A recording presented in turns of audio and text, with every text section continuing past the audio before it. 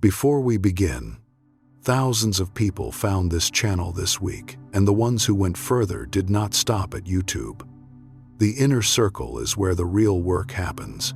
Daily prompts, extended meditations, a community of people who are not just listening, they are changing. The link is in the description. Now, let us begin. Something is happening to you that nobody warned you about. You are changing, not dramatically, not in a way that announces itself clearly or that comes with a clear before and after that other people can point to and name, but from the inside, you know. Something in the interior has shifted. Something that was once comfortable is no longer comfortable. Something that was once enough is no longer enough. Something that was once simply who you were has begun to feel like a costume, like a version of yourself that fit at a certain point in your life and that you have been wearing ever since out of habit rather than genuine identification. And now the costume does not quite fit anymore. And the people who knew you in the costume are noticing, and they do not know what to do with what they are noticing. And some of them, more than you expected, are not handling it well. Maybe you have noticed it in the way certain conversations have changed. Topics that used to flow easily now feel shallow. Jokes that used to land now fall flat somewhere in your interior, even when you laugh at them. The dynamic that once felt comfortable now has a quality of performance to it that you are increasingly aware of. And the awareness is uncomfortable, not because anything is wrong exactly, but because you are no longer the person who fits seamlessly into the old dynamic. And the old dynamic was not built for the new version of you. It was built for the one who is leaving. Maybe you have noticed it in the way certain people have responded to you differently. A coolness that was not there before. A subtle tension in conversations that used to be easy. The sense that something has shifted between you and someone you have known for years without either of you having said a single word about it directly, because these things never get said directly. The discomfort with someone else's change almost never announces itself as I am threatened by the person you are becoming. It announces itself as a distance, a withdrawal, a slight but consistent pulling back that you feel long before you can explain it. And if you have been lying awake, wondering what you did wrong, wondering if you could go back to being the version of yourself that everyone was more comfortable with, wondering if the change is worth the disconnection it seems to be producing, I want you to hear something tonight that Carl Jung understood and that most people who are genuinely changing never quite get told directly. You did not do anything wrong. You are doing the most right thing a human being can do. You are becoming yourself, and some people cannot handle that, not because they do not love you, but because the version of you they love was never quite the full version. It was the version that fit into the dynamic, the version that performed a particular role in a particular relational system, the version that stayed within the emotional boundaries that the relationship had established. And as you change, as the genuine self begins to take up a little more space, the relational system has to adjust. And some systems can adjust, and some cannot. And the ones that cannot are not failures of love. They are simply evidence of the limits of a connection that was built around the managed version rather than the real one. Tonight we are going to talk about all of this, about what is actually happening when the people around you cannot handle your change. About why this is not the tragedy it feels like in the difficult moments. About what Jung understood about the way genuine growth always disrupts the existing relational order. And about what becomes possible on the other side of the disruption for the people who are willing to stay with the change, rather than retreating back into the version of themselves that everyone was more comfortable with. So let your body settle. Let the weight of the day begin to release. Let your jaw go soft and your shoulders drop, and your hands rest without holding on to anything. You do not have to manage anything right now. You do not have to figure out how to handle any of this tonight. You are simply here, in the quiet. And what we are about to move through is something that you have needed someone to say to you for longer than you probably realize. You are not losing your people. You are outgrowing the container that those relationships were built inside, and the container is not the relationship. It is the version of you that the relationship was organized around, and that version is leaving. And that is not a catastrophe, that is individuation. That is the most important psychological process available to a human being. And tonight, we are going to understand why. Number 1. Why change is threatening to the people who love you. Here is the thing that most people never quite say directly when talking about the discomfort that comes with genuine personal growth. The people who struggle with your change are not struggling because they do not love you. They are struggling because the version of you that is changing was performing a function in their interior life that the new version is no longer performing in the same way, and that is uncomfortable, not consciously, not deliberately, but in the specific, largely unconscious way that all relational dynamics operate, the way the system adjusts when one of its elements begins to behave differently. Carl Jung spent decades studying what he called relational systems, the way the psyches of people in close relationship develop an unconscious arrangement that serves the needs of everyone involved. These arrangements are not discussed, they are not negotiated explicitly. They form organically over the course of the relationship, from the specific needs and wounds and unconscious patterns of each person. And they become, over time, the invisible structure of the relationship, the thing that everyone inside it simply experiences as simply the way things are between us.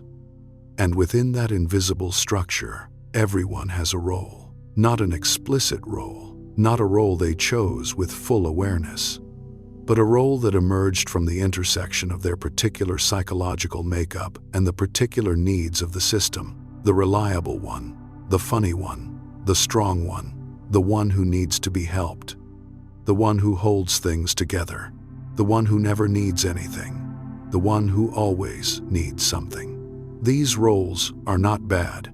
They are simply the relational patterns that form between specific people when specific unconscious dynamics intersect.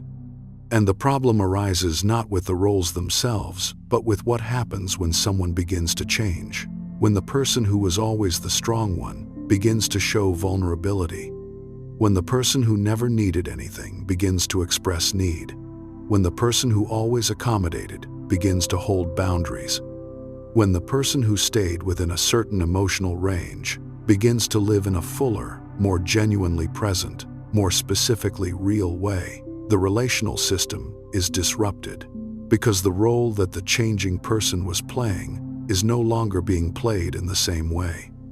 And the other people in the system, who have been unconsciously relying on the role being played consistently, experience the disruption as discomfort, as something being wrong, as the person who is changing doing something to them, rather than simply becoming more genuinely themselves. I want to tell you about a woman I will call Sarah. She had spent most of her adult life being the accommodating one in almost every relationship she was in. The friend who rearranged her schedule to be available. The daughter who managed her emotions carefully to not add to her parents' stress. The partner who took the smaller piece. The colleague who absorbed the overflow. She was generous, and she was genuinely caring, and she was also, without quite knowing it, performing a very specific function in every relational system she was part of. The function of the person who asks for nothing and gives everything, and the systems were organized around that function. The people in her life had, without any deliberate intention, come to rely on the space that her selflessness created, the way it kept the peace, the way it absorbed the difficulty, the way it allowed everyone else to be a little more of what they needed to be, because Sarah was always there to take the rest. And then Sarah started changing.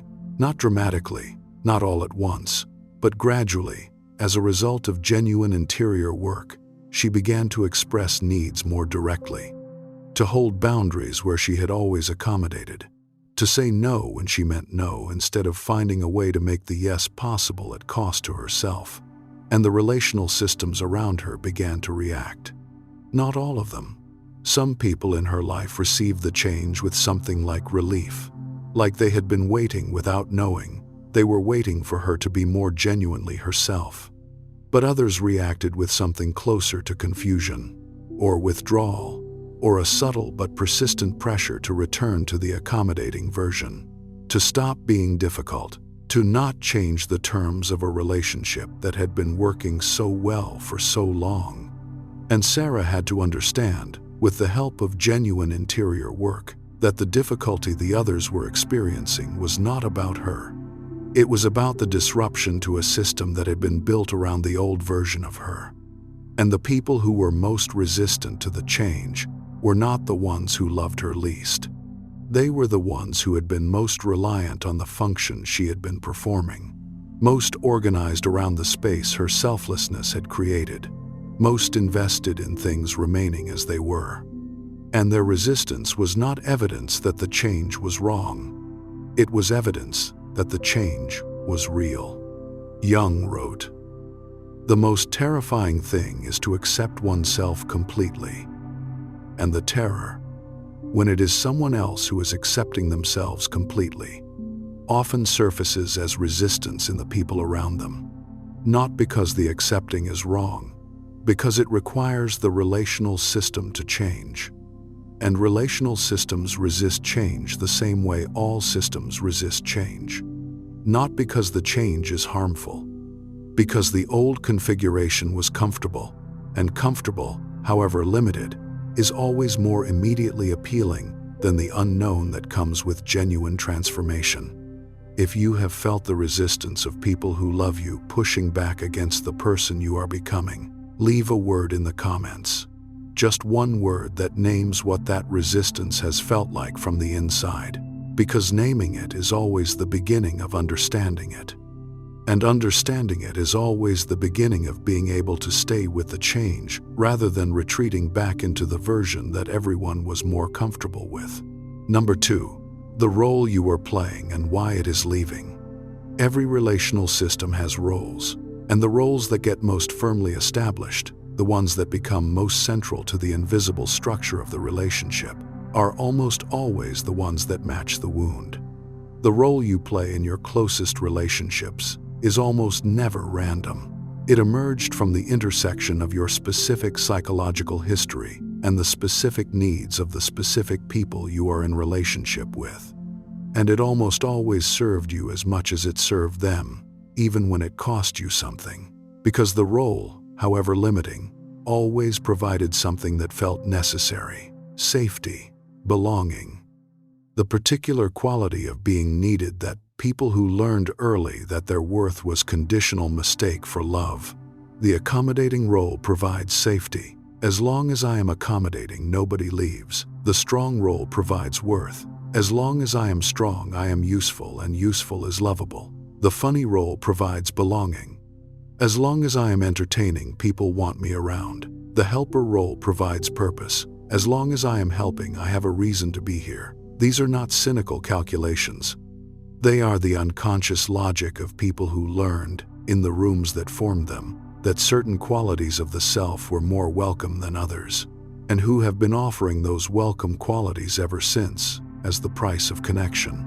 And the change that is threatening the people around you is the gradual withdrawal of the role, not a deliberate withdrawal, not a decision to stop being accommodating, or strong, or funny, or helpful, but the natural consequence of genuine interior work. As the genuine self begins to take up more space, the role begins to take up less. As the wound is examined and understood, the behavior that the wound was driving begins to shift, and the relational system, which was organized around the behavior, begins to experience the shift as disruption. I want to tell you about a woman I will call Claire. She had been the strong one in her family for as long as she could remember, the one who handled things, the one who did not fall apart when things were difficult, the one who managed her own distress privately and presented a functional, capable, reliable exterior to the people who needed her to be those things. She had been doing this since she was a child, since she understood, in the wordless way that children understand these things, that the family needed someone to be strong, and she had been strong ever since, decades of strength. Decades of managing her own interior carefully so that the exterior remained available and capable and not a burden to anyone. And then she began to change, to allow vulnerability that she had always managed away, to express difficulty that she had always converted into capability before it reached the surface, to ask for help when she needed it, rather than simply absorbing the need into the reliable exterior. And the family did not know what to do with this, not because they did not love her, but because the family system had been built around her strength, because her role in the system was the one who does not need things, and the one who does not need things had begun to need things. And the system had no structure for that, no established way of receiving it, no practiced capacity to hold her the way she had always held everyone else. The resistance she encountered was not hostility, it was disorientation. The system was encountering a version of her that did not fit the role that the system had been built around. And the disorientation expressed itself as a subtle but persistent pressure to return to the strong version, to not be difficult, to handle things the way she always handled things. Because the way she always handled things was what everyone had come to rely on, and reliability in a relational system becomes a kind of currency. And when the reliable one begins to change the terms, the system experiences it as a kind of economic disruption, as something being taken away rather than something being genuinely given for the first time. Jung wrote, "The shoe that fits one person pinches another." There is no recipe for living that suits all cases, and the shoe that the relational system has been fitting you into may have been pinching you for years. Quietly, below the level of conscious awareness, in the accumulated exhaustion of always being strong, in the flatness that follows always being accommodating, in the specific loneliness of always being the one who holds others and never quite being held yourself, the shoe has been pinching, and the change is the beginning of finding a shoe that actually fits. And the system does not experience this as you finding the right fit. It experiences it as you refusing to wear the shoe that the system requires. But here is what Jung understood. The shoe was never meant to be permanent. The role was never meant to be the whole self. The function you were performing in the relational system was always, at some level, a limitation rather than a definition. And the change that is threatening the people around you is not the loss of something essential. It is the emergence of something that was always more real than the role, the genuine self, finally taking up the space that was always supposed to be its. If you recognize the role you have been playing in your closest relationships and can feel it beginning to shift, leave a word in the comments. One word that names the role, the strong one, the accommodating one, the funny one, the helper, the one who never needs anything. Whatever it was, name it. Because naming the role is the first step toward understanding that the role was never you. It was what the wound produced, and as the wound heals, the role naturally begins to change. And that change, however disruptive it is to the systems around you, is the most genuinely loving thing you can do. For yourself, and ultimately, for the people who are capable of meeting the real version of you. Number 3. The people who can handle your change and the ones who cannot. Not everyone in your life will respond to your change the same way. This is one of the most important things to understand about this process. And it is something that most people who are changing discover only through the painful experience of finding out.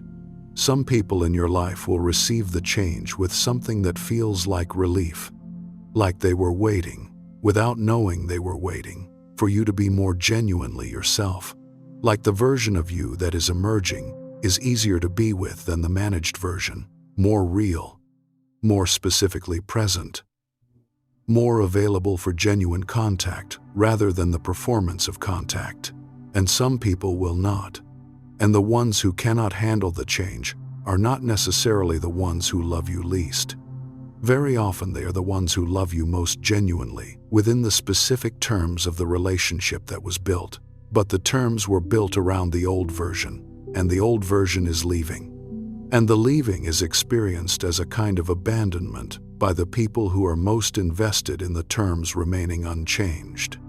I want to tell you about a woman I will call Dana. She had two close friends she had known for over 15 years. Both relationships were genuine. Both women cared about Dana, and Dana cared about them. But when Dana began changing, the two friends responded in completely opposite ways. The first friend seemed to expand alongside the change.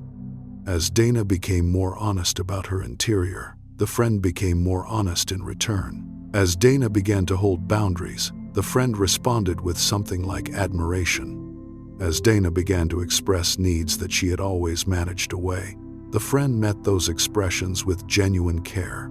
The friendship deepened in the change, became more real, more specifically itself, more genuinely nourishing for both people. The second friend withdrew, not dramatically, not with any explicit statement of the withdrawal, but with a coolness that arrived in the spaces between messages. A subtle but consistent reduction of the warmth that had always been reliable, and occasional comments that Dana recognized as pressure to return to the old version. Jokes that were not quite jokes about Dana thinking she was too good for the people she had always been comfortable with.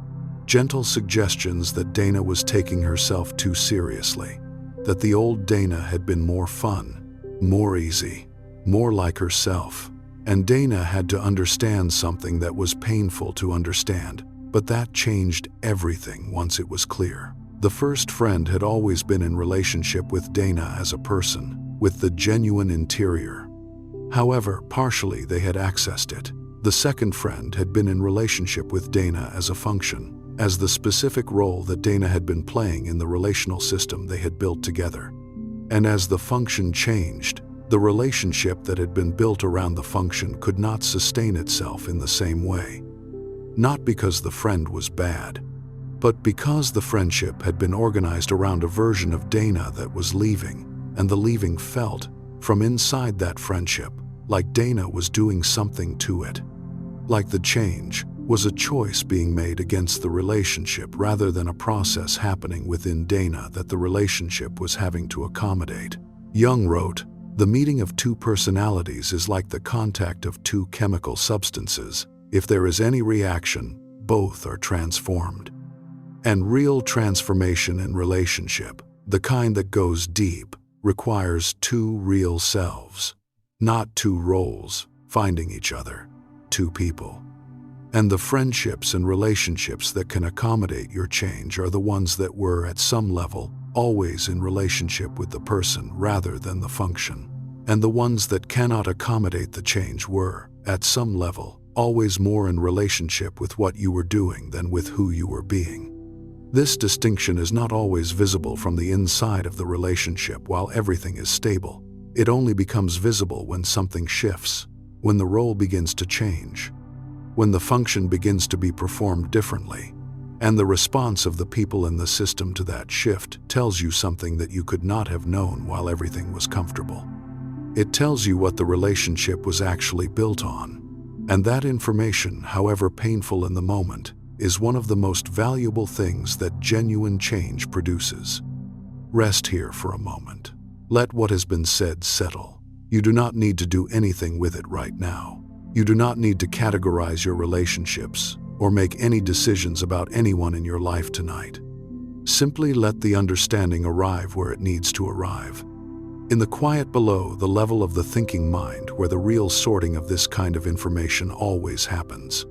And let the body be heavy, and the breath be slow, and the interior be exactly as large as it actually is. Not the managed version, the real one, the one that is changing, the one that the people who are capable of genuine meeting will recognize and receive. And the one that, over time, and with the patience that this process requires, will find its way to the connections that are genuinely large enough to hold it. Because they exist. The connections that can hold the full version. They are not as rare as the wound insists. They are, and they are waiting, as all real things wait, for the real version to be present enough to be met. Let your breathing slow a little more now. Let the body sink a little deeper into whatever is beneath you. You have been carrying something tonight that most people carry without ever quite putting a name to it. The specific weight of being in the middle of a change that is real and necessary, and yours, and that is simultaneously disrupting the people around you in ways that feel like your fault, even though they are not. The weight of knowing that something in you has shifted and that the shifting is right, and also that the shifting is costing you something. Certain versions of certain relationships, certain qualities of certain connections, the particular comfort of being simply known and simply accepted without the complication of being genuinely seen. That weight is real. It deserves to be acknowledged before we go any further, not because acknowledging it resolves it, but because the weight of this kind of loss is one of the most consistently under-acknowledged costs of genuine psychological growth. People talk about the gifts of individuation, the clarity, the self-knowledge, the increasing capacity for genuine connection. They talk much less about the grief, the specific, complicated, not easily resolved grief of outgrowing connections that were real and that mattered and that simply could not accommodate the version of you that is becoming. So before we go further, just for a moment, let the grief be what it is. You do not have to move through it quickly. You do not have to convert it into acceptance or silver linings, or the reframe that says this was always going to happen, and it is all for the best. It may be for the best, but it is also a loss, and losses deserve to be felt before they are understood. And the understanding, when it arrives on the other side of the feeling, will be more genuinely yours than any understanding that arrived before the grief was allowed to simply be what it was. Number 4. Why the people who resist your change are often the ones who need it most. Here is something that Jung understood about the people who resist your change that most conversations about this topic never quite get to. The resistance is almost never really about you. The discomfort that the people around you feel when you begin to change is not primarily a response to who you are becoming. It is a response to what your change is revealing about who they have not yet allowed themselves to become. This is one of the central mechanisms of Jung's concept of projection. When we encounter something in another person that we have suppressed in ourselves, we do not experience it as a mirror. We experience it as a threat. The suppressed quality in us recognizes itself in the other person, and the recognition is uncomfortable, because acknowledging it in them would require acknowledging it in ourselves. And acknowledging it in ourselves would require doing something about it. And doing something about it is the work we have been avoiding. So instead of recognizing what the other person's change is showing us about ourselves, we project. We experience our own suppressed desire for change as criticism of their change. We experience our own unfaced fear of becoming more genuinely ourselves as concern for the person who is becoming more genuinely themselves. The friend who tells you that you are taking yourself too seriously may be someone who has been told the same thing and has believed it. The family member who suggests you were better before may be someone who has never allowed themselves to consider that they could be better too. The partner who experiences your growth as a kind of betrayal may be someone whose own growth has been waiting, beneath the comfort of the existing dynamic, for permission to begin. They are not villains. They are people who have not yet done what you are doing, and what you are doing is threatening to them precisely because it reveals that it is possible. And if it is possible for you, it is possible for them, and that possibility is uncomfortable. Because the thing that makes genuine change possible is also the thing that makes not changing feel like a choice rather than simply the way things are. And as long as it felt like simply the way things are, the not changing did not require justification. It was just life, just the way people are, just the reality of the world and the limits of what is available to a person. But your change disrupts that narrative. Your change says this is not the only way things can be. And that disruption is threatening to people who have organized their entire interior life around the premise that it is. I want to tell you about a woman I will call Karen. She had been friends with a woman she will call Meg for almost 20 years. The friendship was genuine. They had been through significant life events together. the kind of shared history that creates a texture of connection that is not easily replicated. And when Karen began doing genuine interior work, began changing in the ways that genuine interior work produces, Meg became increasingly uncomfortable, not dramatically, but in the specific way that Jung would have recognized immediately. She began to find subtle ways to suggest that Karen was becoming too much, too focused on herself, too wrapped up in the psychological work, too serious, too convinced of her own importance. And Karen, who loved Meg and who understood the history between them, tried for a long time to receive these suggestions with grace, to not take them personally, to understand that Meg was not being deliberately unkind. But over time, something became clear to Karen that she had not been willing to see while the friendship was still comfortable. Meg's resistance to Karen's change was specific. It concentrated in exactly the areas where Karen was changing in ways that Meg had always wanted to change and had never allowed herself to. The boundaries that Karen was learning to hold were boundaries that Meg had always needed and had never been willing to establish. The genuine expression of need that Karen was beginning to practice was something Meg deeply craved and deeply suppressed. The interior work that Karen was doing was work that Meg had been circling for years without ever quite beginning. And the resistance was not criticism of Karen. It was Meg's unconscious speaking, saying what it always says when it encounters the thing it most needs in someone else. This is threatening. This is uncomfortable. This reveals something I have been avoiding. And the most available response to that unconscious discomfort was to suppress it in the external world the same way it was being suppressed in the interior. To discourage the person who was doing the threatening, revealing, uncomfortable thing. To suggest that the doing of it was the problem rather than the not yet doing of it in oneself. Jung wrote, "Everything that irritates us about others can lead us to an understanding of ourselves, and the irritation that your change produces in the people around you is always, at some level, a mirror, showing them the territory they have not yet been willing to enter, the work they have not yet been willing to begin, the version of themselves they have been telling themselves is not possible, and that your change is making it impossible to continue pretending is not possible.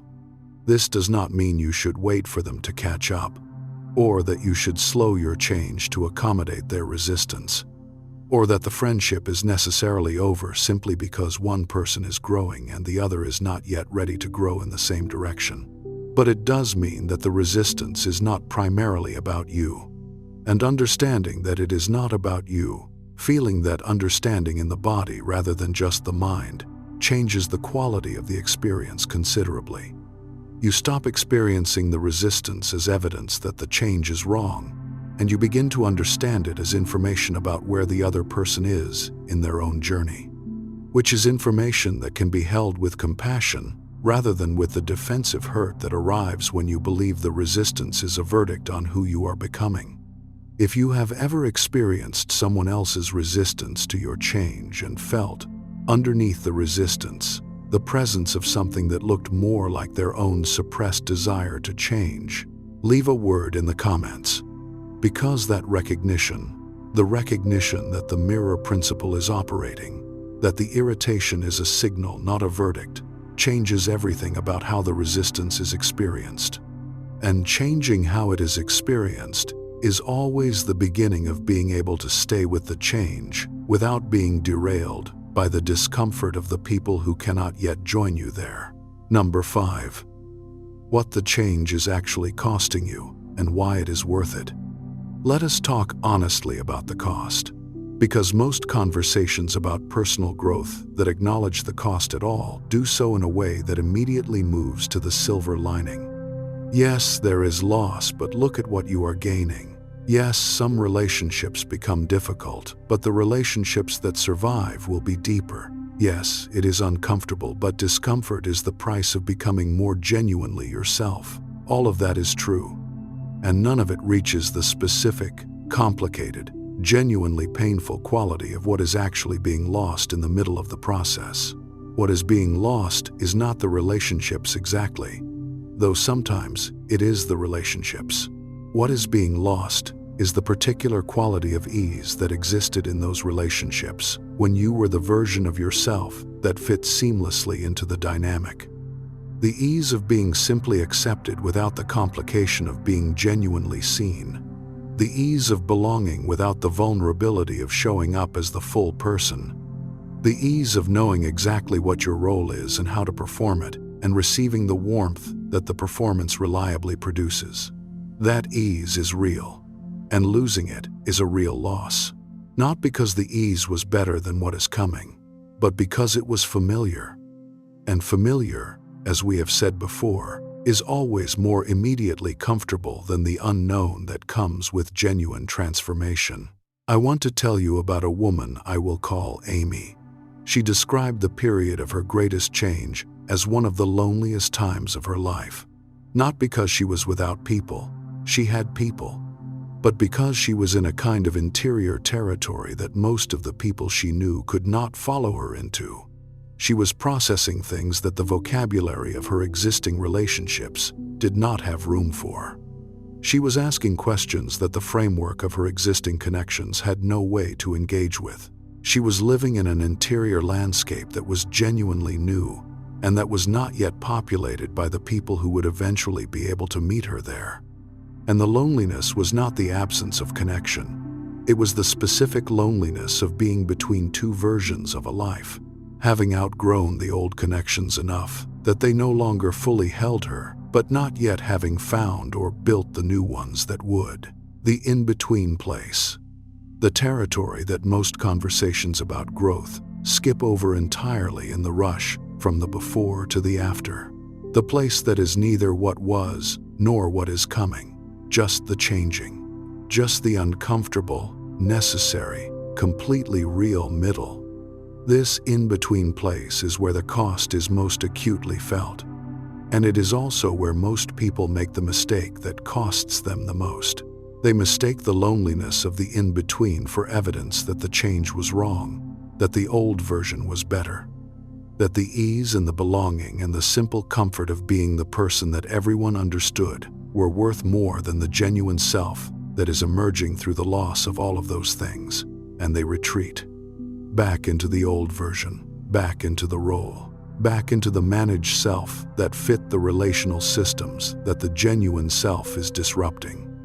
And the retreat costs more than the in-between, because the retreat means the process has to begin again. The genuine self will keep pressing toward the surface. It does not stop pressing simply because the retreat has been made. It simply has to work harder against the added weight of the deliberate return to the management. And the next time the process begins to move forward, the resistance will be both interior and exterior, both the weight of the old conditioning and the weight of having once retreated when the cost of continuing felt too high. Jung wrote, "There is no coming to consciousness without pain." And the pain he was describing was exactly this, the pain of the in-between, of the genuine self pressing toward the surface through the resistance of the relational systems that were organized around the managed version, of the loneliness of the territory between what was and what is coming, of the grief of connections that cannot accommodate the change, of the specific and not easily resolved cost of becoming more genuinely yourself in a world that was organized around the version you are leaving behind. But here is what Jung also understood. The pain of consciousness is temporary. The pain of unconsciousness is permanent. The loneliness of the in-between eventually ends. The in-between is not a destination. It is a passage. And the passage, however long it takes, and however uncomfortable it is while it is being navigated, leads somewhere that the managed version could never reach. Leads to connections that are built around the genuine self, rather than the performed self. Leads to the particular quality of being genuinely known, rather than simply comfortably accommodated. Leads to a life that is genuinely yours, rather than a life that was organized around the management of the parts of you that the available systems could not hold. The cost is real, and the cost is worth it. Not in the abstract way that silver linings are worth it. In the specific, lived, eventually felt way that the arrival at genuine connection is always worth the in-between that preceded it. The people who meet you on the other side of the change, the ones who find the genuine version and recognize it and receive it, will not be meeting the person who would have been available if you had stayed in the managed version. They will be meeting someone who could not have existed without the change, without the loss, without the in-between, without the willingness to stay with the disruption rather than retreating back into the version of yourself that everyone was more comfortable with. If you are in the in-between right now, leave a word in the comments. One word that names what the in-between feels like from the inside. Because the in-between is real, and it is hard, and it is also the most important place you have ever been. And knowing that other people are in it too, that the loneliness is shared even when it cannot be spoken about in the existing connections, is always worth something, even a small something. Even just the recognition that the territory you are in is not as uninhabited as it feels. Number 6. How the change changes you, in ways that are not always visible from the outside. Most of what changes when you genuinely change is not visible, not immediately, not from the outside, not in the ways that the people around you can observe and name and respond to directly. The most significant changes are interior, in the quality of the interior experience of being yourself, in the relationship with the genuine self, in the specific, largely invisible ways that the daily experience of being alive begins to have a different quality when more of the genuine self is present in it. You may not look different to the people around you. You may not behave dramatically differently in all contexts. The change may not be announcing itself in the external life in ways that make it obvious to anyone who is not inside the interior.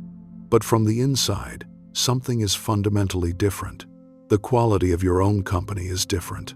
The quality of your experience of your own thoughts and feelings is different. The quality of the interior life that you carry through every ordinary moment of every ordinary day is different. And that difference, even when it is not visible from the outside, changes everything about the experience of being you. I want to tell you about a woman I will call Lynn. She described the most significant change in her experience of herself as happening not in any dramatic external event, but in a very specific and very ordinary interior moment. She was making coffee one morning, an ordinary morning, nothing significant happening, and she noticed that she was not monitoring, not checking, in the background of the ordinary activity, how she was doing. Not assessing whether the version of herself that was present in this ordinary moment was adequate. Not running the low-level check of, am I okay? Am I acceptable? Am I doing this correctly? That had been running, largely below the level of conscious awareness, for as long as she could remember. She was simply making coffee, present in the ordinary activity, without the background monitoring. And the absence of the monitoring was so unfamiliar that she noticed it. And the noticing was quiet, but it was also unmistakable. Because it felt like being in her own kitchen, in a way she had not quite been in her own kitchen before. Like being genuinely present in the ordinary moment, without the observer running alongside the experience, assessing whether the experience was being done adequately. She said it lasted perhaps 30 seconds before the ordinary resumed, but in those 30 seconds she understood something she had not quite understood before. The monitoring had been there her entire adult life. Constant, automatic, so thoroughly integrated into the experience of being herself that she had stopped experiencing it as monitoring. She had simply experienced it as the quality of consciousness, as simply how it felt to be aware. And the 30 seconds without it showed her, by contrast, what it felt like to simply be present, not being assessed, not being managed, just here, in the ordinary morning, making coffee, completely herself. That is what the change changes that is not visible from the outside. The quality of the interior experience of being yourself, the relationship between you and your own ordinary moments. The presence of the genuine self in the activities and the interactions and the quiet moments of the daily life. These are not things that the people around you can see.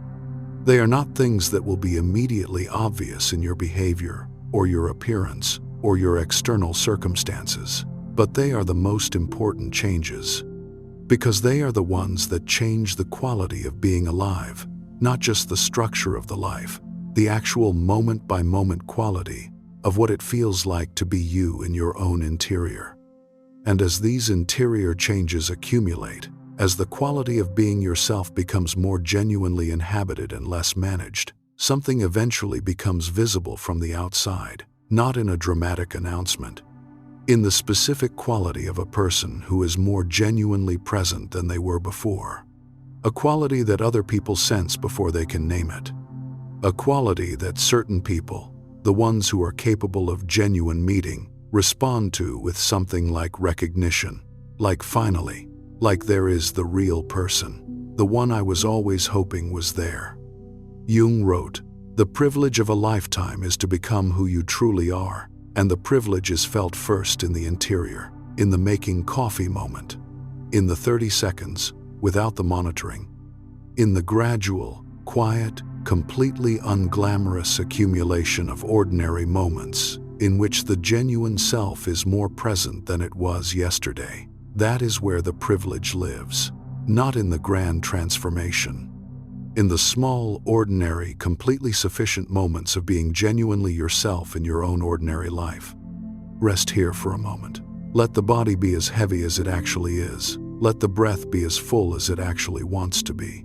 And let the interior be as large as it actually is. The full size, not the managed version. The real one. The one that is changing. The one that is disrupting the systems around it. The one that is worth every moment of the disruption, and every bit of the grief, and every lonely hour in the in-between, because it is genuinely yours. And the life that is built around it, however long it takes to build and however much of the old structure has to be gently released in the building, will be the most genuinely nourishing thing that has ever been available to you, because it will be real, and only real things can actually nourish. And the managed life, however comfortable, was never quite real enough to reach the place where the genuine nourishment needs to arrive.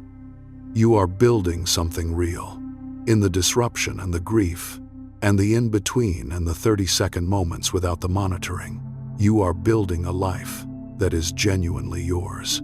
And that is the most important thing anyone can do with the time that is available to them. Something is settling in you right now. Not resolved, not completed, but settling. The way things settle when they have been given enough space to find their own weight, rather than being held in a particular form by the effort of the management. Let that settling happen. You do not need to direct it or understand it or ensure it is settling in the right direction. The interior always knows where things need to go when they are allowed to move. Trust that. And let the breath continue to slow, and the body continue to release, and the thinking mind continue to soften toward the particular quality of rest that is not sleep exactly but something adjacent to it. The rest of a person who has been genuinely present with something difficult and who is allowing the presence to do its work.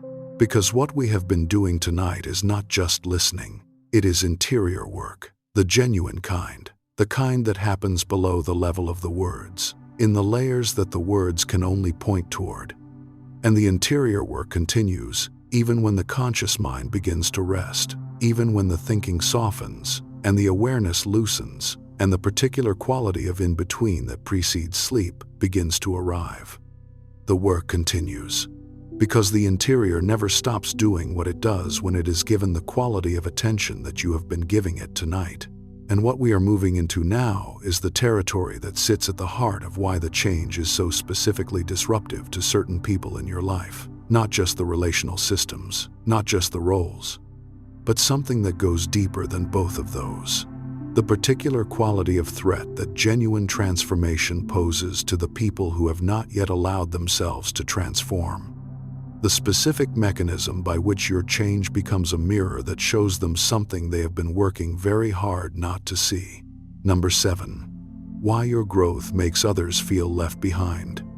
There is a very specific kind of pain that people experience when someone they love begins to change in ways that they have not changed. It is not quite envy.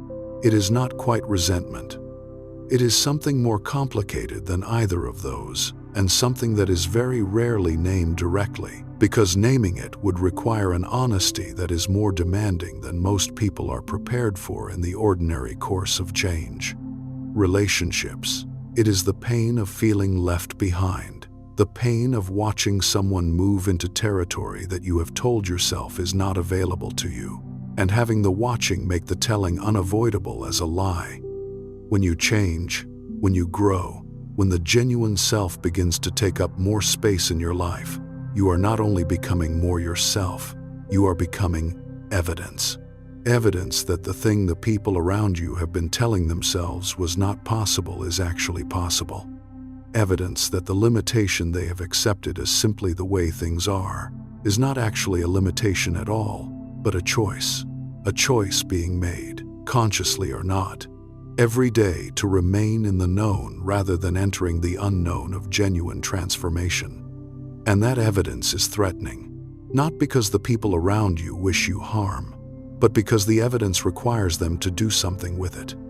Either acknowledge what it is showing them about their own unlived possibilities and begin doing something about it, or find a way to discount the evidence, to explain it away. To find the flaw in it that allows the limitation to remain as simply the way things are, rather than as a choice that is being actively made. And very often the way the evidence gets discounted is through the subtle undermining of the person who is providing it. The suggestion that the change is not what it seems, that the growth is not genuine, that the person who is changing is becoming too much, too serious, too full of themselves, too convinced of their own importance. These are not deliberate strategies. They are the unconscious defenses of people who are genuinely threatened by what your change is revealing, and they are painful to receive because they come from people who love you. And love from the people you love delivered in a form that feels like undermining is one of the most confusing and most difficult things to hold. I want to tell you about a woman I will call Beth. She had been part of a close group of friends since her late 20s, a group that had genuinely supported each other through the ordinary and extraordinary events of adult life. When Beth began doing interior work, began genuinely changing in the ways that interior work produces, she noticed something in the group dynamic that she did not know how to name for a long time. A subtle but persistent quality of diminishment that appeared in the group's response to her change. Not hostility, not explicit criticism, but the specific quality of minimization. The jokes about her getting too deep, the suggestions that she was overthinking things, the gentle but consistent redirecting of conversations about her growth back toward the more comfortable territory of shared complaint and familiar humor. And Beth, who was genuinely fond of these women and who understood the value of the shared history, tried for a long time to receive the minimization with grace, to not take it personally, to understand that the group was simply not in the same place she was, and that this did not make the friendship less real or less valuable. But over time, as the minimization continued, and as her own change deepened, she began to understand something about the dynamic that the grace had been preventing her from seeing clearly. The group was not minimizing her change because the change was actually too much. The group was minimizing her change because the change was making visible something that each member of the group had decided, in their own way and for their own reasons, was not available to them. One member had always wanted to leave a career that no longer suited her and had never allowed herself to begin the process. One had known for years that a relationship was over and had been unable to make the decision. One had wanted to do interior work for a long time and had consistently found reasons not to begin. And Beth's change was not just change. It was a living demonstration that the thing each of them had decided was too hard, too risky, too much to ask of themselves, was actually being done by someone they knew, by someone who was not fundamentally different from them, by someone whose doing of it made the not doing of it very difficult to continue framing as simply the way things were. Jung wrote, "Projection, is one of the commonest psychic phenomena. The person who sees clearly what others have suppressed in themselves, who lives out what others have denied, becomes a carrier of the projections of everyone who cannot yet bear to acknowledge what is being shown. And the bearer of those projections experiences them as being undermined, as being made too small by the people whose love should be making them feel larger. But here is what the understanding of projection makes possible. The undermining is not about you. The minimization is not a verdict on the validity of your change. It is the unconscious of the group speaking through the only language it has available, the language of discomfort with what is being revealed, the language of people who can see, somewhere below the level of conscious awareness, that what you are doing is possible and necessary and available to them, and who are not yet ready to begin doing it themselves, and whose not readiness is expressing itself as resistance to the evidence that it is possible. You cannot manage this for them. You cannot slow your change to accommodate their resistance without betraying the genuine self that is emerging through it.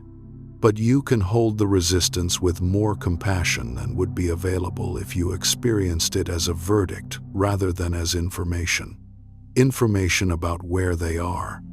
Information about what your change is revealing to them. Information about the work that is waiting for them when they are ready to begin.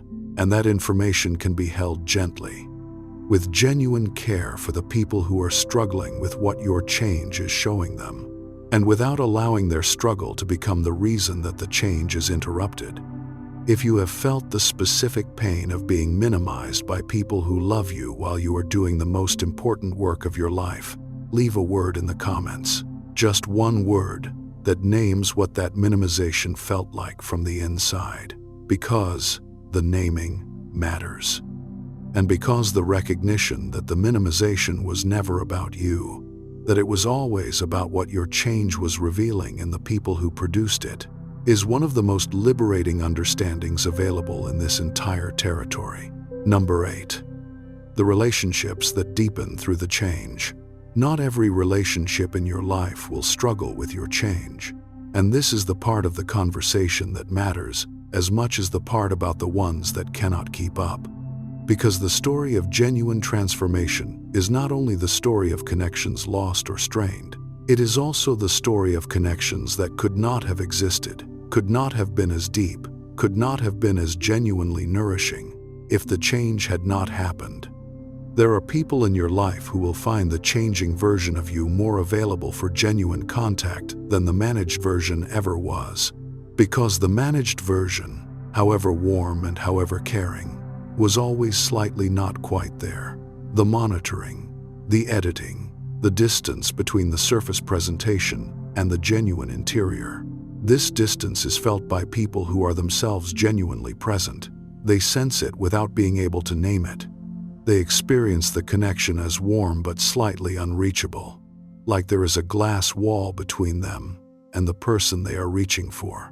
And they may not know what is causing it, but they feel it.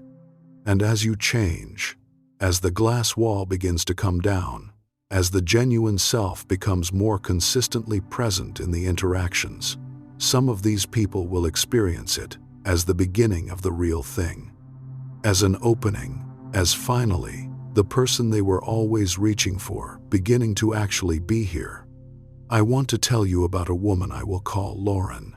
She had a relationship with her sister that had always been warm, but that had always had a particular quality of surface to it that neither of them had ever quite named. They talked. They were genuinely fond of each other.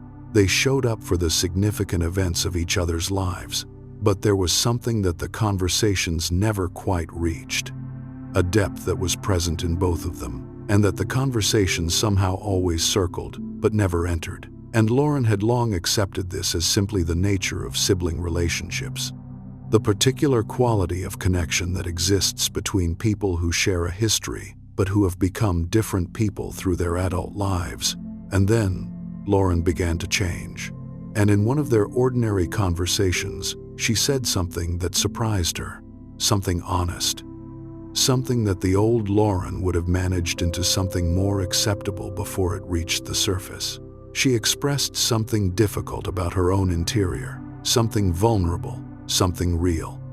And she waited, with the familiar anticipation of someone who has been managing their own expression for long enough to expect the management to be necessary, for the conversation to move away from what had just been said.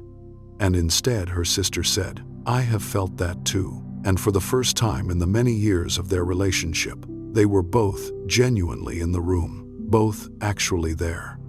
The glass wall that had always been present, that neither of them had named but that both of them had been navigating, was simply not there in that moment.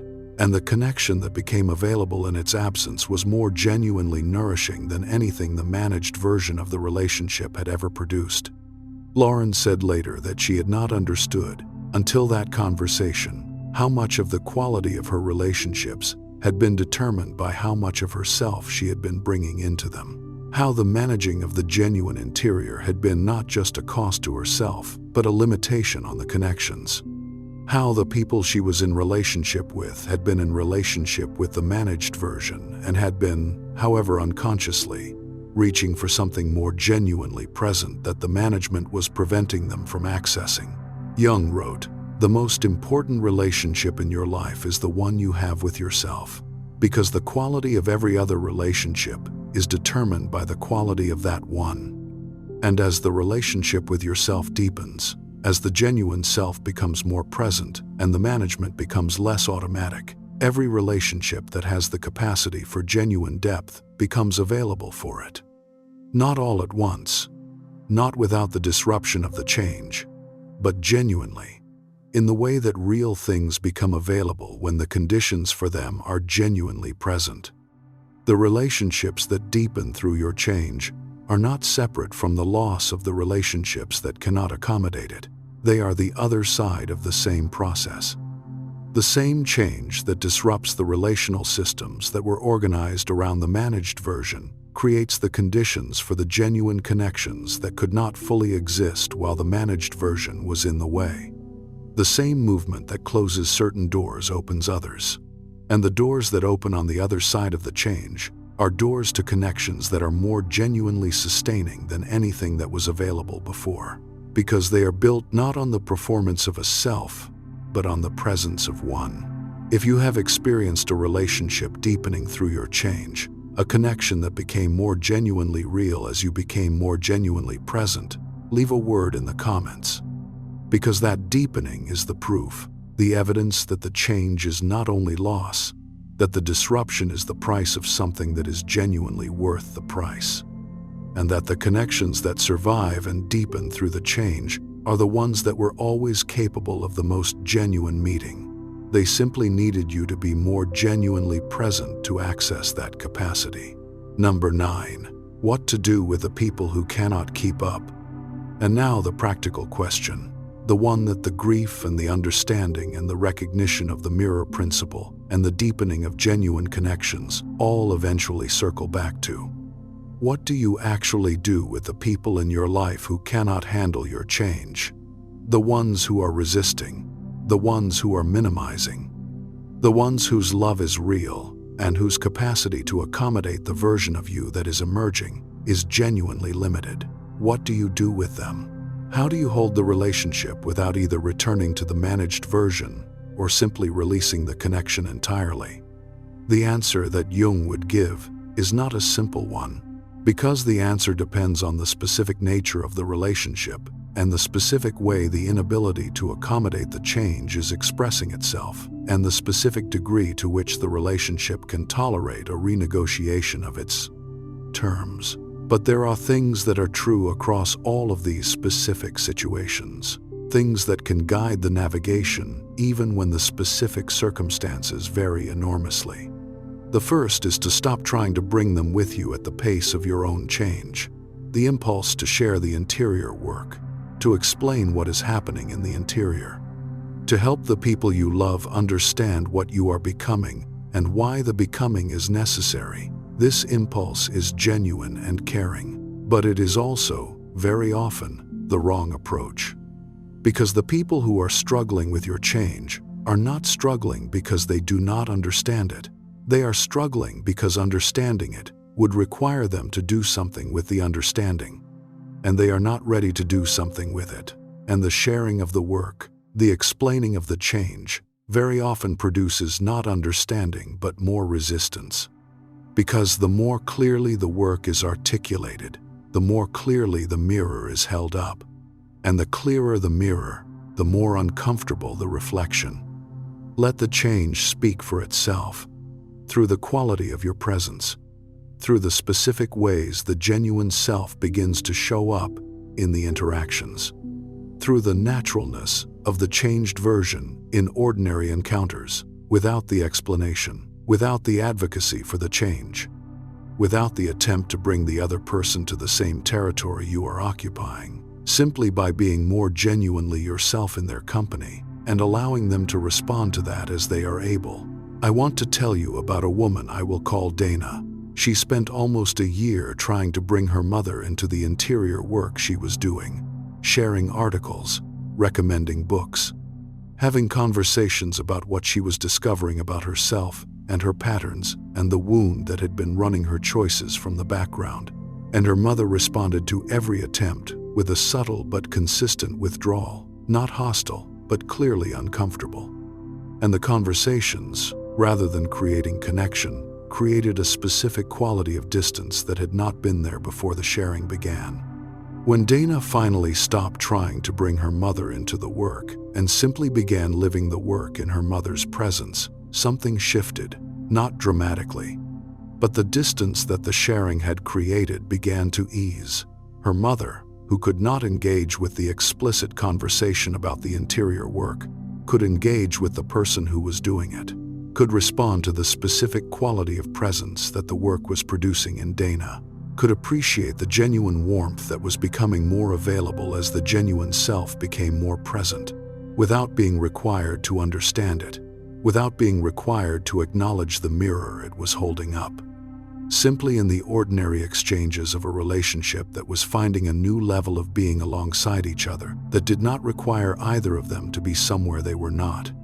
The second thing that is true across all of these situations is that some relationships will need to be held differently for a period of time, not released, not renegotiated explicitly, just held with a looser grip than they were held before the change began, allowed to find their own level, to settle into whatever form they can sustain in the presence of the changing version of you, without forcing the issue, without requiring the relationship to be something it is not yet capable of being, and without pretending that the managed version is still available when it is not.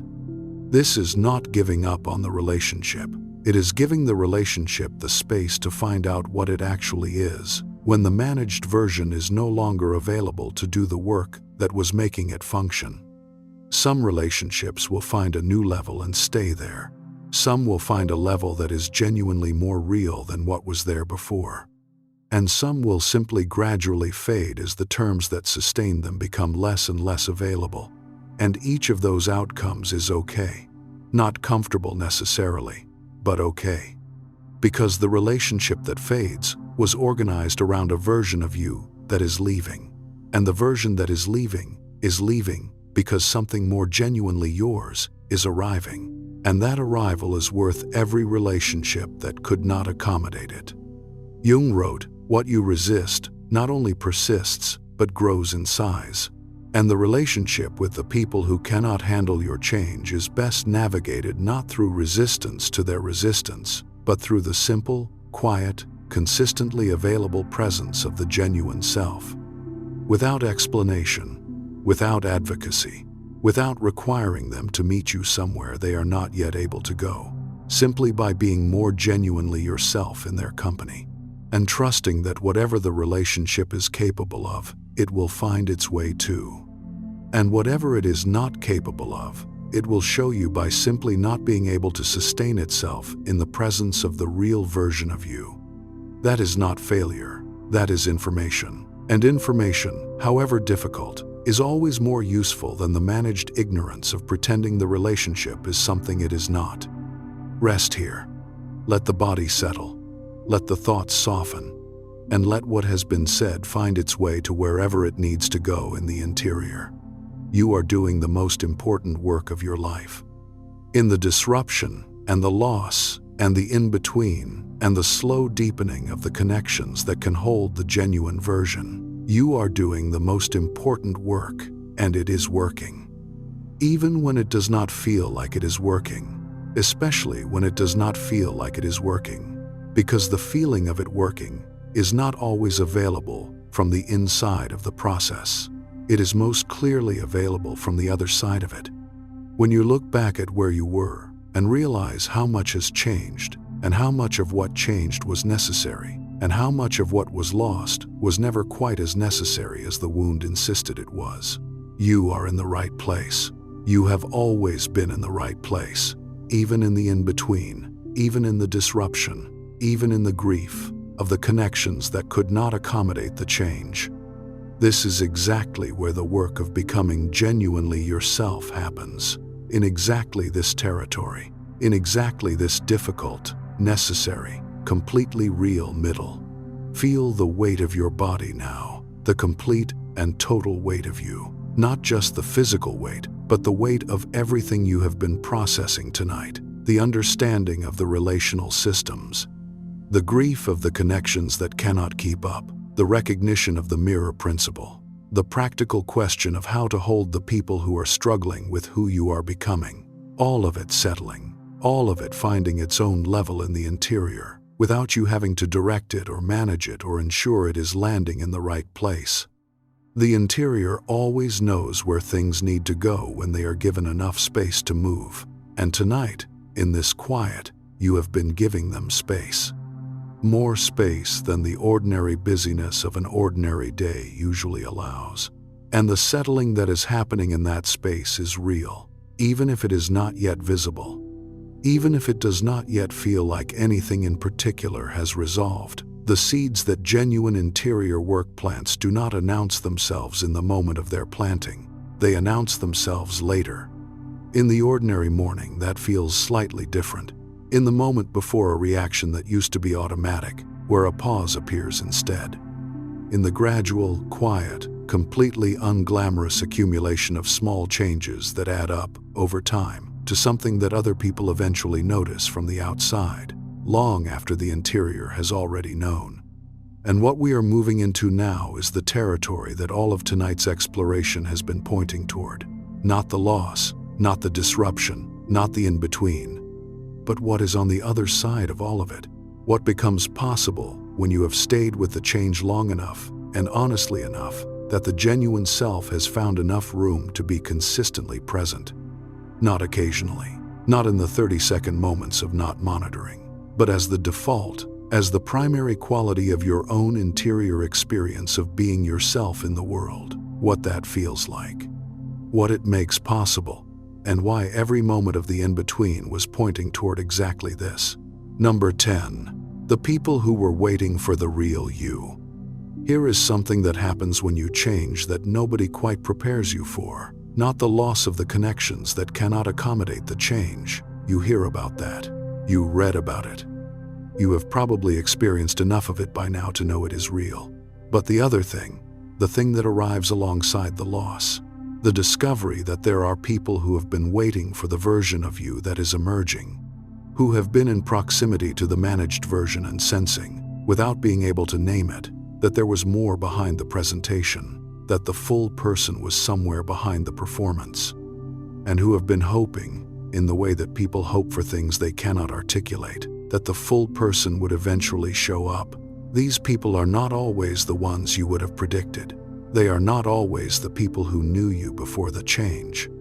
Sometimes they are people you have known for years and who simply could not access the genuine version because the genuine version was not available. Sometimes they are people who arrive in your life after the change has made the genuine version more consistently present. People who could not have found you in the managed version because the managed version was occupying the space where the genuine person was supposed to be. And when these people encounter the more genuine version of you, something very specific happens. Something that is the opposite of the resistance and the minimization and the subtle pressure to return to the old version.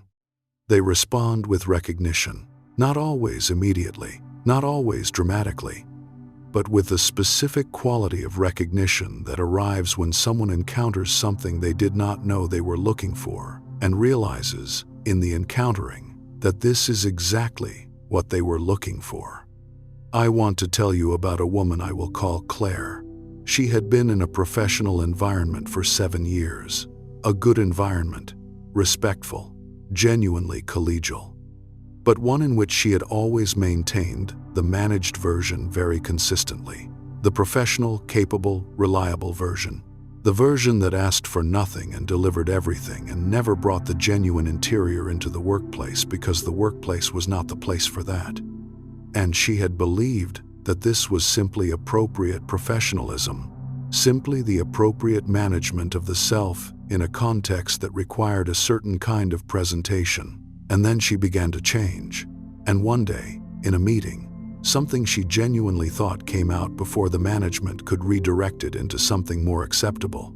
A real observation. A direct expression of a genuine perspective that the managed version would have softened or withheld entirely. And she waited, in the fraction of a second after it landed, for the familiar signal that she had said too much, that she had exceeded the acceptable range, that the genuine expression was going to cost her something. And instead, a colleague she had worked alongside for 3 years but had never quite connected with said simply yes, and then built on what she had said with something equally genuine. And the conversation that followed was the most genuinely useful and most genuinely connecting professional exchange she had had in 7 years of working in that environment. After the meeting, this colleague said, "I always wondered if you were actually in there. You seemed like you were somewhere behind whatever you were presenting. I am glad you came out." And Claire understood, in that moment, the specific cost of the management, not just to herself, to every interaction she had been in for 7 years. The management had been preventing the genuine connection not just with the people who were not capable of it, with the people who were. The people who had been sensing the genuine version behind the presentation and who had not been able to access it, not because they were not capable, but because the managed version was occupying all of the available space. Jung wrote, "The privilege of a lifetime is to become who you truly are." And the privilege is not only felt in the interior. It is felt in the quality of contact that becomes available when the genuine self is more consistently present. The contact with the colleague who had been waiting for 3 years for the real person to show up. The conversation that finally goes somewhere real. The connection that becomes available only after the managed version stops standing in its way. These are the people who were waiting for the real you, and they are more numerous than the wound insists they are. The wound, which has always told you that the full version of you is too much for the available world, has been wrong about the world the same way it has been wrong about you. The world is larger than the wound believes. There are more people capable of genuine meeting than the wound allows you to expect. And as the genuine self becomes more consistently present, as the management becomes less automatic, and the genuine version begins to be the one that shows up in more and more ordinary contexts, the world begins to populate itself differently, with people who respond to the genuine version with recognition rather than resistance, with yes rather than minimization, with finally rather than please go back to who you were. If you have ever had the experience of someone responding to the genuine version of you with recognition, with the quality of finally there you are, leave a word in the comments, because that recognition is the proof. The evidence that the genuine self was not too much for the world. It was simply too much for certain rooms. And the rooms are not the world. The world has rooms that are large enough. And the more consistently the genuine self shows up, the more readily those rooms make themselves known. Number 11. The solitude that is not loneliness. There is a quality of being alone that arrives during genuine transformation that is completely different from the loneliness of the in-between. The loneliness of the in-between is the pain of being between two versions of a life, having outgrown the old connections, but not yet having found the new ones. Being in territory that is neither the old life nor the new one. just the changing, just the middle. But there is another quality of solitude that arrives later, after enough of the change has happened, that the genuine self has found more consistent footing. A quality of being alone with yourself that is not painful. That is, if anything, one of the most genuinely nourishing experiences available in the changed life. The experience of your own company as something genuinely worth having. As something that does not need to be filled or escaped or managed into something more comfortable, just inhabited. Just genuinely present with yourself in the ordinary quiet of your own life. Most people who carry the wound of needing to manage themselves into acceptability have never quite had this experience, the experience of their own company as genuinely sufficient, as genuinely interesting, as genuinely worth the time it occupies, because the managed version, however competent and however warm, is not genuinely interesting to itself. The performance does not have an interior life that is worth sitting with in the quiet. It has a function, and functions are not interesting, they are useful. And useful is not the same as genuinely worth being with. But the genuine self is genuinely interesting, to itself and to others. It has a specific and irreplaceable quality of being alive in the world that the managed version has never been able to replicate. And when you begin to be in the company of that genuine self more consistently, when the solitude of your own ordinary moments becomes populated by the genuine version rather than the managed one, the quality of the solitude changes entirely. It becomes something you seek rather than something you avoid, something that nourishes rather than something that needs to be filled, something that is genuinely worth having. I want to tell you about a woman I will call Sarah. She had always been someone who needed company, who filled the quiet moments with noise, who experienced solitude as something to be managed rather than inhabited. She was not an anxious person exactly, but she was someone who had never quite learned to be comfortable with the particular quality of silence that comes when there is nothing external to organize the attention around. Just herself, just her own interior, just whatever was present in the quiet that she had spent so much of her adult life successfully avoiding. And then, through the change, through the gradual increasing presence of the genuine self in her ordinary moments, the quality of the solitude shifted, not all at once, not dramatically. But she noticed, over the course of several months, that the impulse to fill the quiet was becoming less automatic. That the ordinary evening alone, which had always had a quality of something to be gotten through, was beginning to have a different quality, a quality of something to actually be in, to inhabit, to allow to be whatever it was without immediately reaching for something to convert it into something more comfortable. She described one specific evening. She was sitting in her apartment alone. Nothing was happening.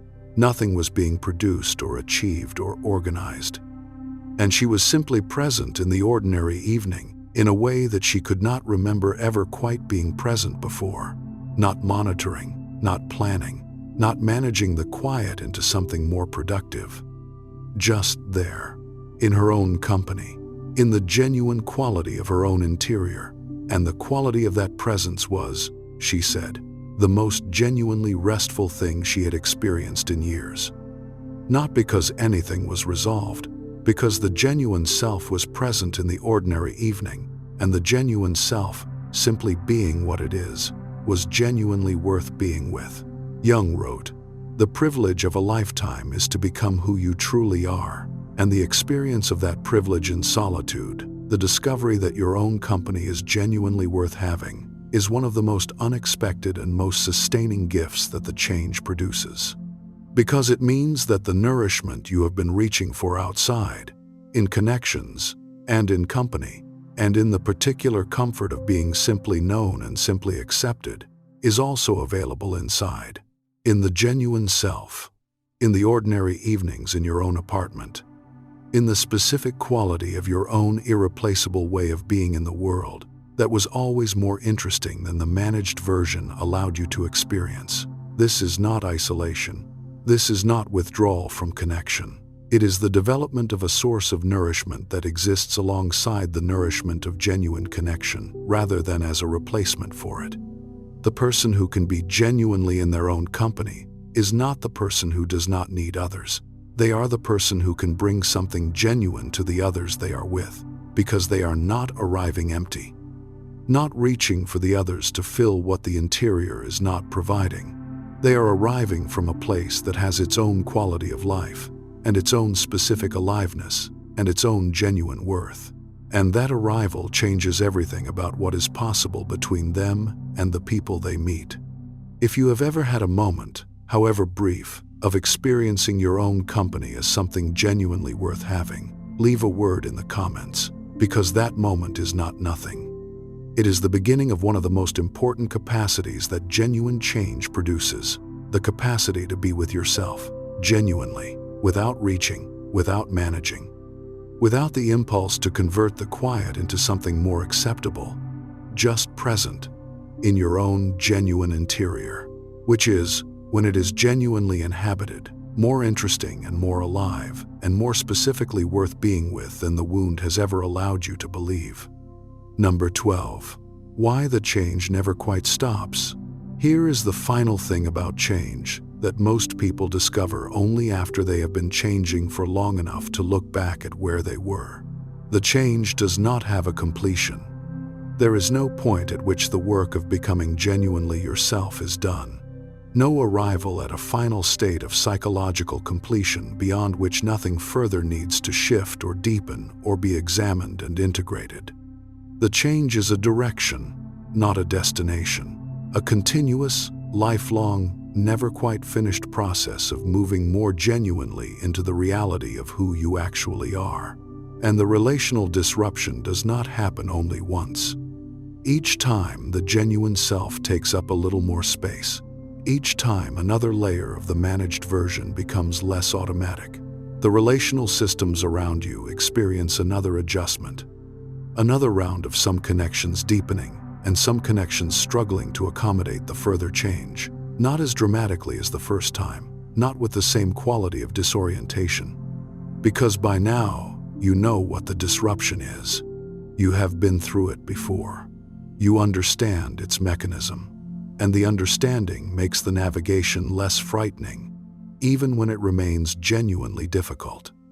I want to tell you about a woman I will call Amy.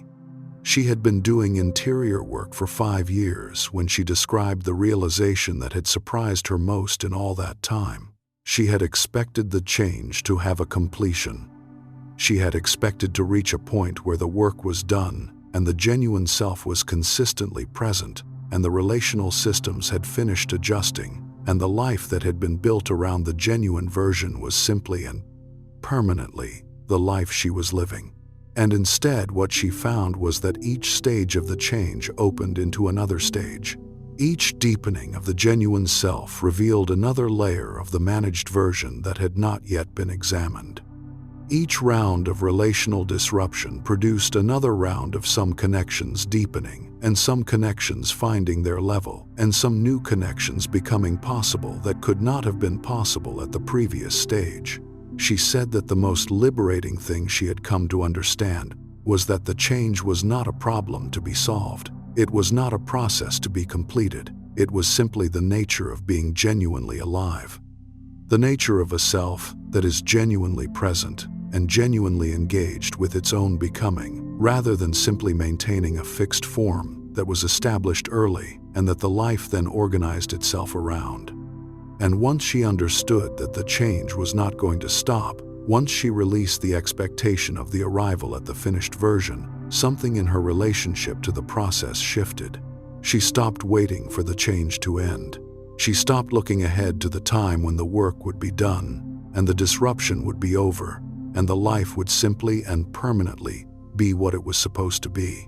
And she started being in the change, in the specific stage of it that was currently available, in the specific deepening and disruption and discovery that the current stage was producing, without the future orientation that had always been pulling her attention away from what was actually present.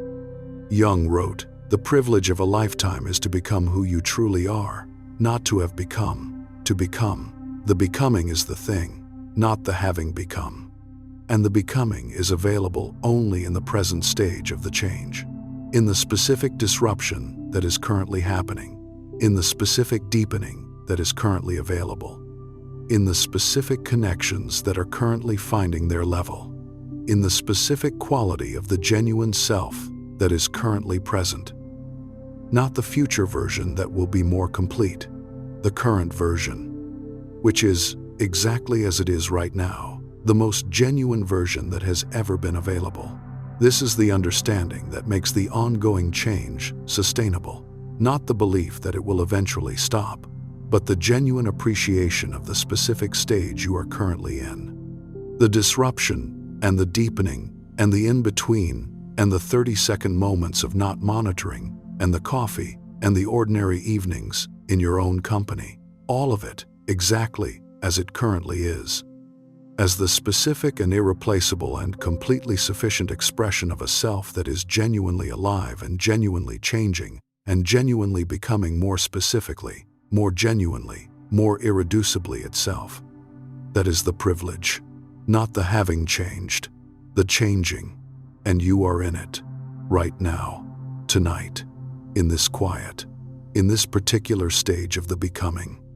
And that is not something to be gotten through on the way to somewhere else. It is the thing itself, the genuinely alive thing, the most important thing, the only thing that is actually happening in a human life that is worth calling a life. Rest now. Let the body be completely heavy. Let the breath be completely full. Let the interior be completely itself, not the managed version, the real one, the one that is changing, the one that is disrupting and being disrupted and deepening and finding its level and becoming more genuinely present in each ordinary moment of each ordinary day. That one, exactly as it is tonight, is more than enough. It has always been more than enough, and it is becoming, slowly and faithfully, and in exactly the right direction, more genuinely, what it was always supposed to be. And now, let your breathing deepen even more. Feel yourself sinking further into rest. You have traveled through so much tonight, through the relational systems that were built around the managed version, through the roles that are leaving as the genuine self arrives, through the grief of the connections that cannot accommodate the change, through the mirror principle and what the resistance of others is actually revealing, through the relationships that deepen through the change, through the practical navigation of the people who cannot keep up, through the discovery that there are people who are waiting for the real version, through the solitude that becomes nourishing rather than painful, through the understanding that the change does not have a completion and that the becoming is the thing rather than the having become. You have been through a great deal tonight, and something in the interior has been doing with all of it what the interior always does when it is given this quality of attention and this quality of honest engagement with what is actually present, moving, settling, shifting, not dramatically, not in ways that will be immediately obvious when you wake, but genuinely, in the layers below, the level of conscious awareness where the real transformation always takes root, where the seeds that genuine interior work plants begin, slowly and without announcement, to grow. And what we are moving into now is the final territory of tonight, not another concept, not another framework or understanding or Jungian idea that might help you navigate the change more skillfully. Simply this, the recognition of where you actually are. The specific, honest, completely accurate recognition of the stage of the becoming that you are currently in, and the particular quality of honor that this stage deserves. Number 13. You are not behind. You are exactly where the work requires you to be. Most people who are genuinely changing spend a significant portion of the change convinced that they are doing it wrong, that the disruption is larger than it should be, that the in-between is lasting longer than it should, that the grief is more than what the change warrants, that the people who cannot keep up are more numerous than they ought to be, that someone who was doing this correctly would be further along by now, less disrupted, less lonely in the in-between, more clearly arrived at something that looks and feels like the version of themselves they are trying to become. But there is no correct pace for genuine transformation. There is no schedule against which the process can be measured and found adequate or inadequate. There is no right amount of disruption, or the right amount of grief, or the right amount of time in the in-between. There is simply where you are, in the specific stage of the becoming that is currently available, with the specific disruption and the specific grief and the specific connections deepening and the specific connections finding their level that this particular stage is producing. And wherever you are in this process is exactly where the work requires you to be, not because fate has placed you there, but because the interior moves at the pace the interior moves. And the pace is always the right pace, even when it does not feel like it from the inside. I want to tell you about a woman I will call Karen. She had been doing interior work for 3 years and describing herself as stuck for the last 18 months of them. The change had begun clearly enough. She had been able to feel it moving, could identify specific shifts in the interior, specific moments when the genuine self was more present than it had been before, specific relationships deepening and specific relationships finding their level, all the signs that the process was working. And then, about 18 months in, she hit a period that felt like nothing was moving, like the process had stalled, like she was working as hard as she had been working, and the interior was simply not producing the change that had been available before. She was not in more pain exactly, but she was not making the progress she had come to expect, and the absence of visible progress felt like failure, like she was doing something wrong, like the stuck was evidence that she was not doing the work correctly, or not doing enough of it, or not doing the right kind of it. When she brought this to a therapist she trusted, the therapist asked her a question that shifted everything. She asked, "What if the stuck is not evidence that the work has stopped? What if it is evidence that the work has gone deep enough to reach something that requires more time than the surface material did?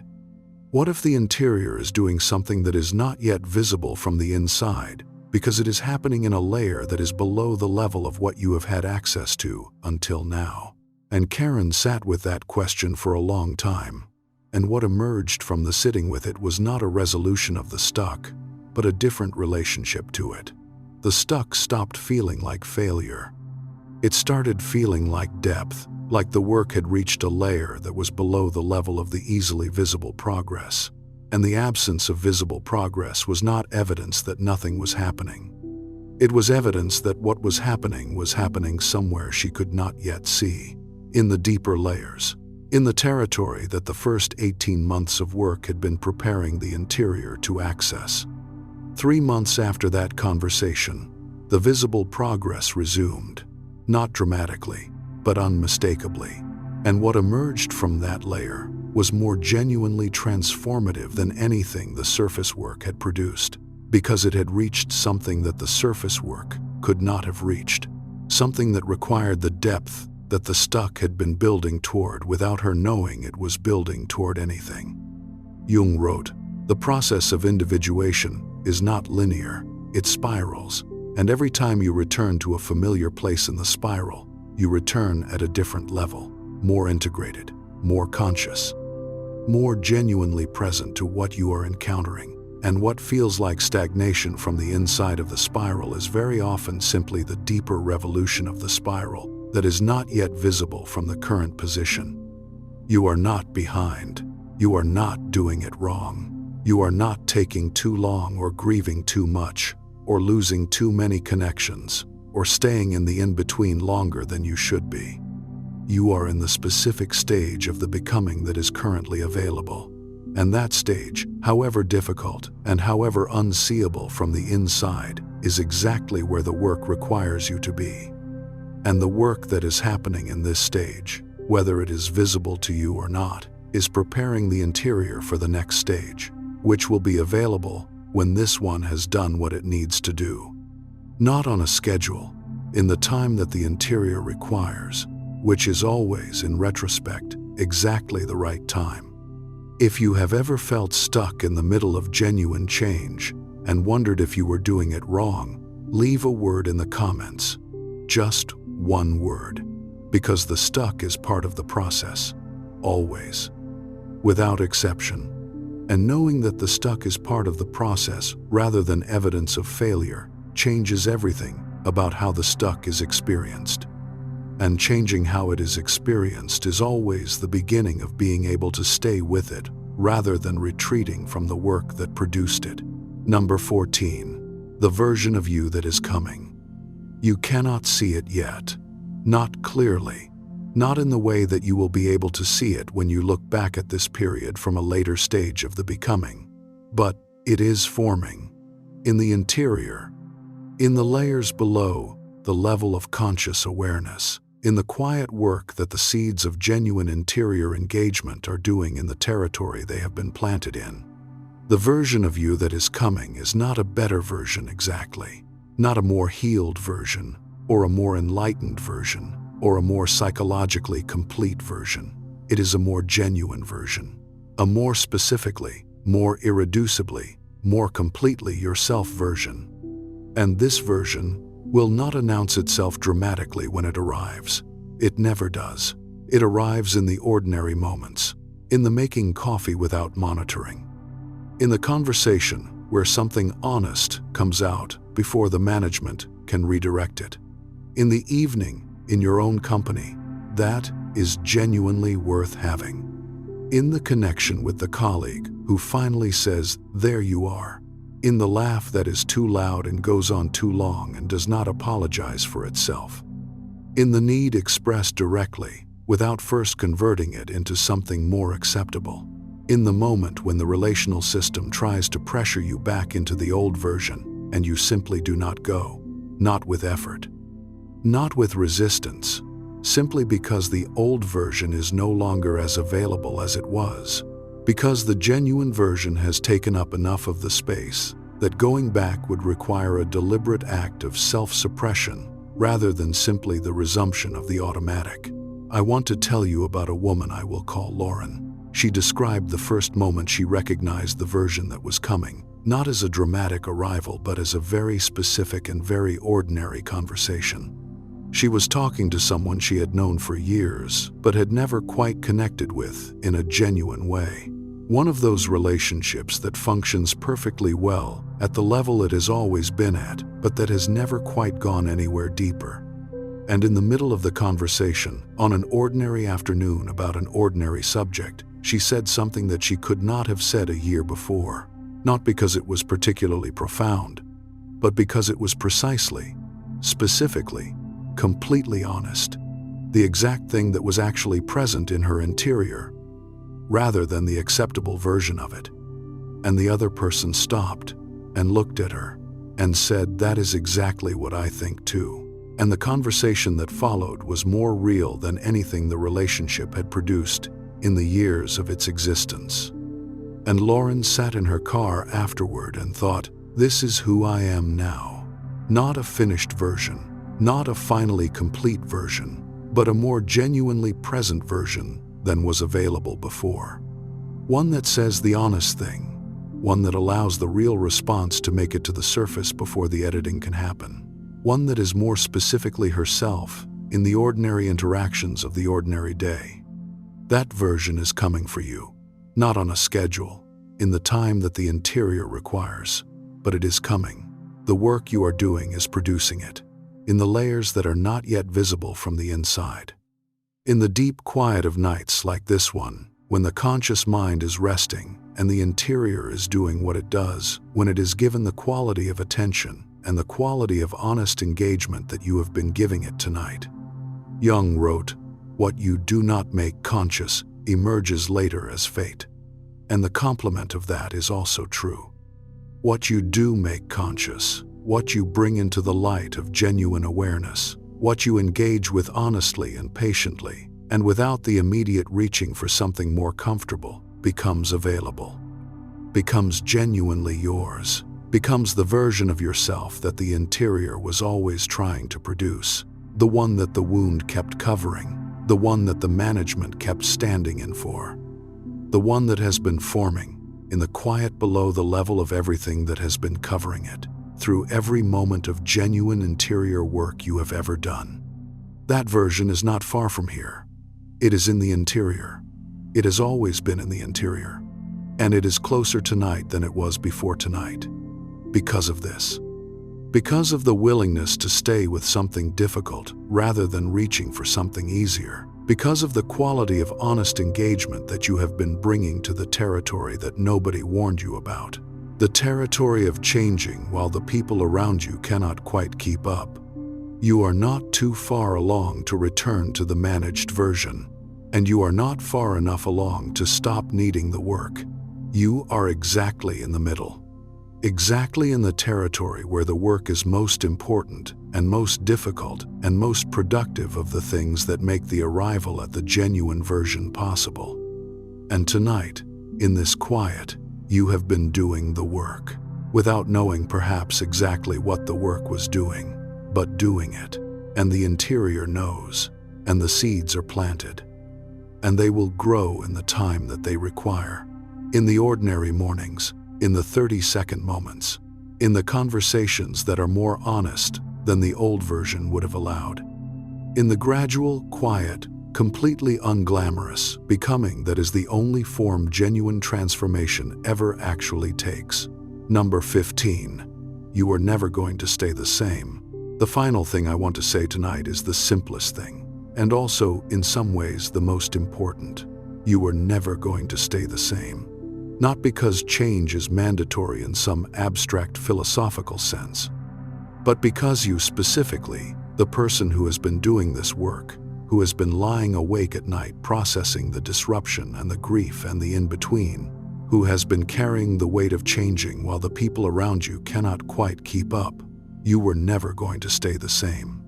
The genuine self has been pressing toward the surface for long enough and with enough force that the managed version was always going to become less sustainable over time.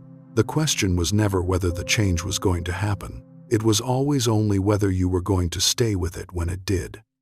And you have been staying with it, even in the moments when staying with it felt like the hardest possible thing, even in the in-between loneliness, even in the grief of the connections that could not accommodate the change.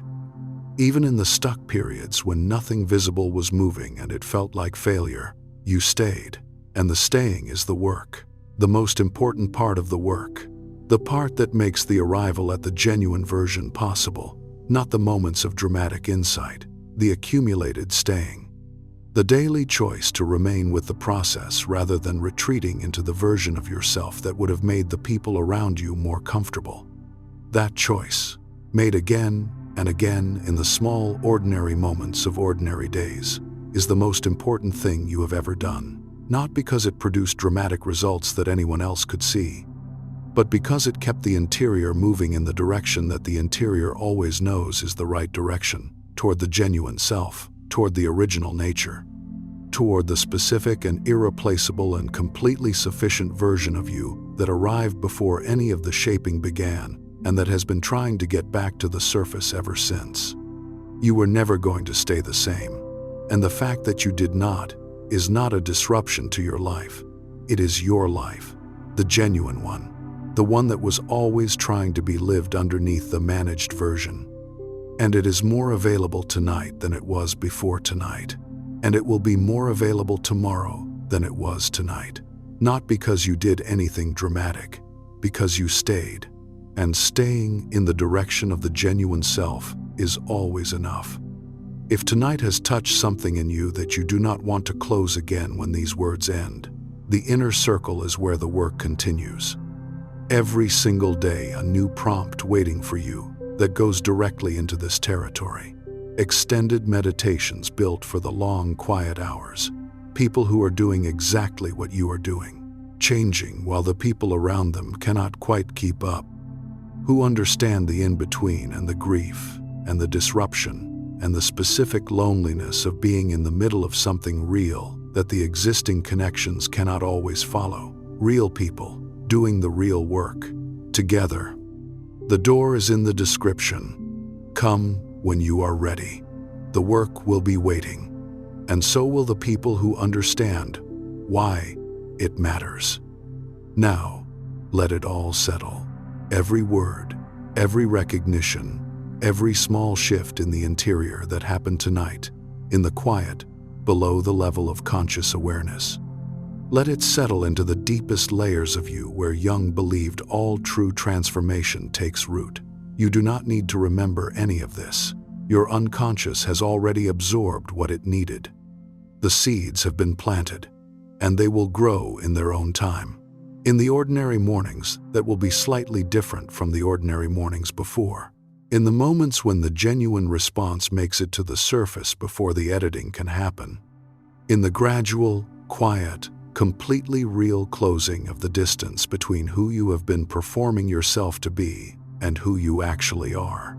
Jung said that who you are meant to become is not ahead of you. It has been waiting inside you all along, and tonight you have taken another step toward meeting that self. Not a dramatic step, a quiet one. The kind Jung trusted most.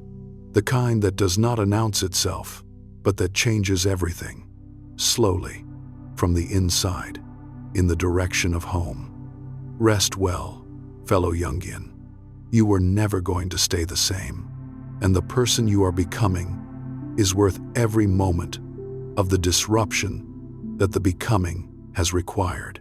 I will meet you in the next video.